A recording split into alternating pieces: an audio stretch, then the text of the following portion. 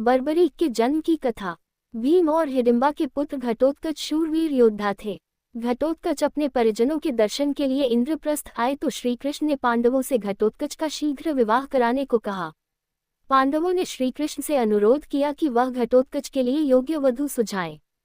श्रीकृष्ण ने कहा, असुरों के शिल्पी मूढ़ दैत्य की बुद्धिमान एवं वीर कन्या कामकटनकटा ही इसके लिए सबसे योग्य है। मूढ़पुत्री मोरवी ने शर्त रखी है कि वह उस वीर से ही विवाह करेगी जो उसे शास्त्र और शस्त्र दोनों विद्याओं में परास्त कर दे। मैं घटोत्कच को स्वयं दीक्षित कर मोरवी का वरण करने भेजूंगा।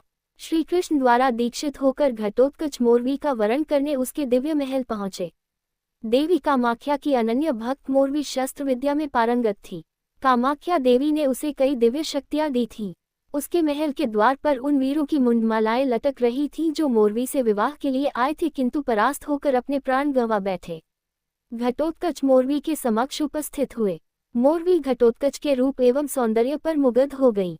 मोरवी को आभास हुआ कि ये कोई साधारण पुरुष नहीं है, फिर भी उसने परीक्षा लेने की ठानी। मोरवी ने घटोत्कच से पूछा, क्या आप मेरे प्रण के बारे में जानते हैं? आपको अपने विवेक और बल से मुझे परास्त करना होगा, इसमें प्राण भी जा सकते हैं। मोरवी ने घटोत्कच से शास्त्र विद्या का प्रमाण देकर निरुत्तर करने को कहा। घटोत्कच ने पूछा, किसी व्यक्ति की पत्नी से एक कन्या ने जन्म लिया। कन्या को जन्म देते ही वह चल बसी। कन्या के पिता ने उसका पालन पोषण कर बड़ा किया। जब वह कन्या बड़ी हुई तो पिता की बुद्धि भ्रष्ट हो गई। वह अपनी पुत्री से बोला, मैंने अज्ञात स्थान से लाकर तुम्हारा पालन पोषण किया है, अब तुम मुझसे विवाह रचाकर मेरी कामना पूरी करो। उस कन्या को सत्य का पता नहीं था। अनजाने में वह अपने पिता से विवाह कर लेती है। दोनों से उन्हें एक बेटी पैदा हुई। ये बताओ कि वह कन्या उस नीच कामी पुरुष की पुत्री हुई या दौहित्री? मोरवी निरुत्तर हो गई। उसने शस्त्र विद्या में घटोत्कच परास्त करने के लिए अपना खेटक उठाया। तभी घटोत्कच ने मोरवी को पृथ्वी पर पटक दिया। मोरवी घटोत्कच के हाथों शास्त्र और शस्त्र दोनों विद्याओं में परास्त हो चुकी थी। उसने अपनी पराजय स्वीकार करते हुए घटोत्कच से विवाह की हामी भर दी। घटोत्कच ने कहा, सुभद्रे, उच्च कुल के लोग चोरी छुपे विवाह नहीं करते हैं। तुम आकाशगामिनी हो, अपनी पीठ पर बिठाकर मुझे मेरे परिजनों के निकट ले चलो।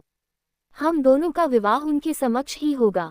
मोरवी घटोत्कच को अपनी पीठ पर बिठाकर उनके परिजनों के समक्ष ले आई। यहाँ श्री कृष्ण एवं पांडवों की उपस्थिति में घटोत्कच का विवाह मोरवी के साथ विधि विधान से हुआ। मोरवी ने एक बालक को जन्म दिया।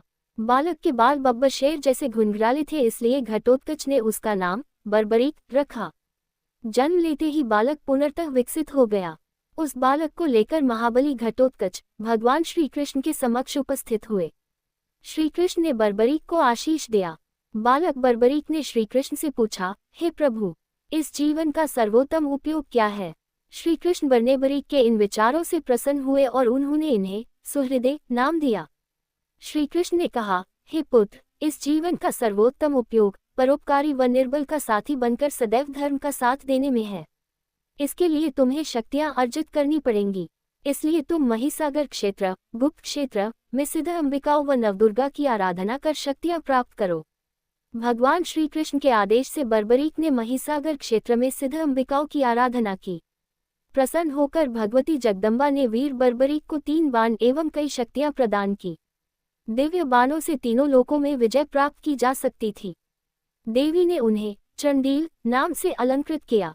सिद्ध अंबिकाओं ने वीर बर्बरीक को आदेश दिया कि वह उनके परम भक्त विजय नामक ब्राह्मण की सिद्धि पूर्ण कराने में सहायता करें।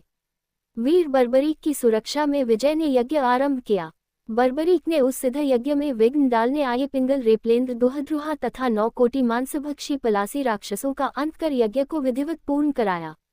वीर बर्बरीक ने ब्रह्मचारी होने का प्रण लिया था।